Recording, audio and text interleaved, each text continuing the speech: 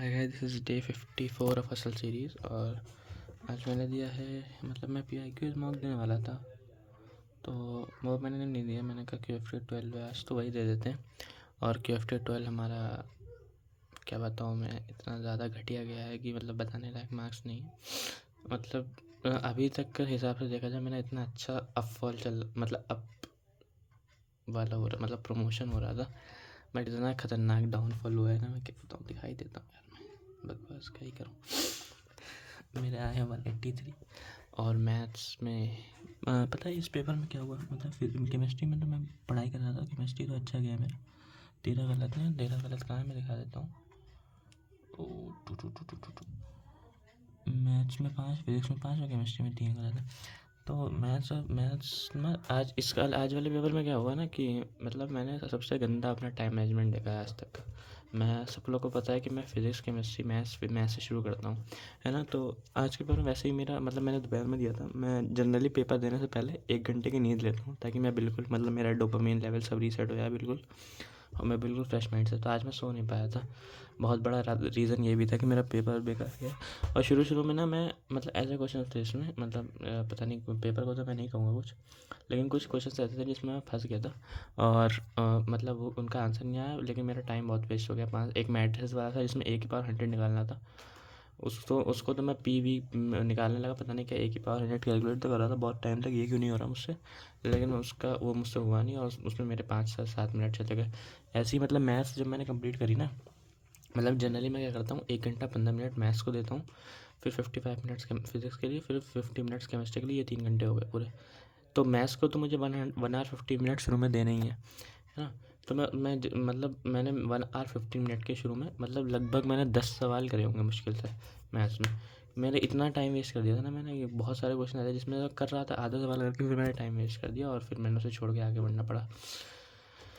तो यही हुआ। फिर मैंने फिजिक्स केमिस्ट्री जल्दी जल्दी निपटाई। फिजिक्स में भी मैं थोड़ा सा शुरू में डगमगा गया था, इसलिए मेरी केमिस्ट्री फिजिक्स में भी गलत हो गए जल्दी जल्दी में। मैं थोड़ा टाइम प्रेशर में आ गया था। फिर मैंने केमिस्ट्री भी जल्दी जल्दी निपटाई। फिर आखिरी में 15 मिनट बचे थे, मैं वापस आया। फिर जो जो क्वेश्चन ऐसे थे ना जिनमें मुझे वो करना चाहिए था, मतलब जिनमें मुझे डाउट नहीं था, दो क्वेश्चन में डाउट था, 2 क्वेश्चन कन्फर्म था कि ये तो नहीं होगा, तो उनमें मैंने तुक्का मारना शुरू कर दिया। मैंने 5-6 क्वेश्चन तुक्का मारा, जिसमें एक सही हो गया और 5 गलत हो गए मैथ्स में। तो मतलब मैंने सोचा कि सही तो हो जाएंगे यार, लेकिन ये तुक्का नहीं मानना चाहिए था मुझे। फिर भी अभी तक का हमारा लोएस्ट है, मतलब अगर पिछले 10-15 दिनों को देखा जाए तो। हमारे मैथ्स में 43 है, केमिस्ट्री में 73, फिजिक्स में 57, 98.81% है। देखते हैं अब हमें ज़्यादा इम्प्रूव, क्या फिजिक्स मैथ्स में हमें थ्योरी वाला पार्ट थोड़ा सा पढ़ना पड़ेगा यार। कैलकुलस की थ्योरी, मैट्रिक्स की थ्योरी, और इन सभी चीज़ों की थ्योरी। ठीक है, तो इन थ्योरी पढ़नी पड़ेगी सही से। और बस केमिस्ट्री तो हमारी चली रही तैयारी अच्छे से। F ब्लॉक का एक सवाल आ गया था, वो मुझे याद नहीं था कॉन्फ़िगरेशन। F ब्लॉक में कल पढ़ने वाला हूँ ना सही से दोबारा। आज तो मैं कल तो मैंने P ब्लॉक पढ़ा था, आज से F ब्लॉक हमारा शुरू होगा। और इन ऑर्गेनिक में देखूँगा, ऑर्गेनिक के जो थ्योरी वाला पार्ट है, जो प्रॉपर्टीज़ है, फिजिकल प्रॉपर्टीज़ सारे कंपाउंड्स की, वो देखूँगा। तो केमिस्ट्री में तो बढ़ना चाहिए स्कोर। फिजिक्स में तो हमने मान लो कि सिली मिस्टेक्स करनी है। 5 क्वेश्चन जो गलत हुए हैं वो मेनली सिली मिस्टेक्स ही हैं यार। उसमें एक क्वेश्चन जो था वो डेंसिटी वाला, उसमें कुछ इक्विलिब्रियम मेंटेन करना था, मतलब रॉड के ऊपर एक मास लगा हुआ था, उसको वो मुझे समझ में नहीं आया वो कैसे हुआ। उसका सॉल्यूशन मैंने देखा, मैंने तो कुछ अजीब तरीके से करा था और मेरा आंसर नहीं आया, इसलिए मैं उसे अटैम्प्ट नहीं किया था। लेकिन उन्होंने जैसे करा वो मुझे अभी तक समझ में नहीं आया, मैं अभी देखूँगा उसे दोबारा। तो फिजिक्स में तो हमारी सिली मिस्टेक कह सकते हैं, केमिस्ट्री तो ठीक ही गए, और मैथ्स तो रहने दो, आज की बात ही नहीं करते मैथ्स की। तो अभी तो यही है। आज मैं PIQ, मतलब मैथ्स का एक फुल सिलेबस पेपर भी पड़ा हुआ है मेरे पास, मतलब एक उसका, मतलब नॉन फेमस कोचिंग का है, तो वो था मेरे पास। तो वो मैं आज तो नहीं दे पाया, कल दे दूँगा यार उसे, ठीक है। तो बस यही है, अब क्या करना है, मार्क्स तो बिगड़ ही गए आज के। अब हमारा QFT जो अल्टरनेट डेज पे होने लगा है ना, अब हमारा QFT कब है, अब शायद परसों है। कब है भाई, अरे यार, अब हमारा QFT शायद, हाँ अब हमारा QFT है 12 को, फिर 14 को, फिर 15, 14-15 को है।